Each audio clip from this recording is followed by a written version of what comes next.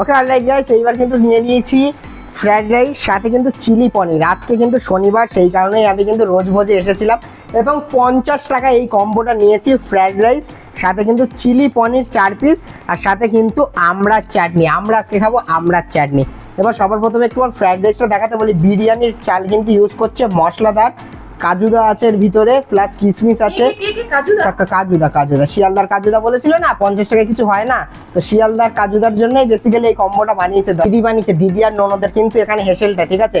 মানে এই 2025-এ দাঁড়িয়ে রোজ ভোজে আসলে তোমরা দেখতে পাবে যে ননদ আর বৌদি সম্পর্ক কতটা মধুর হয়, ঠিক আছে। না আসলে তোমরা বুঝতে পারবে না।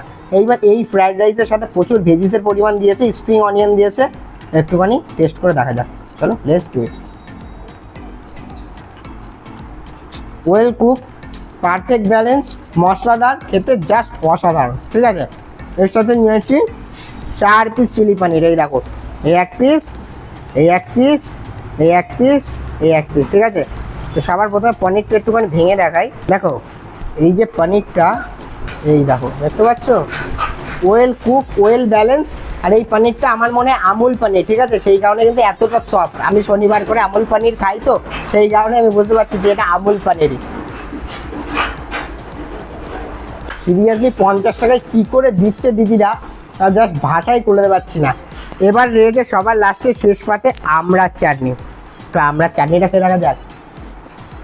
ওতো জাস্ট এক কথায় বলতে গেলে অসাধারণ। তোমরা অবভিয়াসলি এখানে আসো, মাস্ট বি ট্রাই করে দেখো। 50 টাকা এত সুন্দর কম্বো, এটা খেতে গেলে তোমরা কোথায় আসবে? দত্তপুকুর রেল স্টেশনে আসবে, এসে ওখান থেকে সোজা চলে আসবে আমন্ত্রণ মোড়। আমন্ত্রণ মোড়ের পাশেই আছে কিন্তু এসবিআই এটিএম। এসবিআই এটিএম এর একদম অপোজিটে চলে আসলে তোমরা পেয়ে যাবে রোজ ভোজ, যেখানে 50 টাকায় কম্বো পাওয়া যাচ্ছে।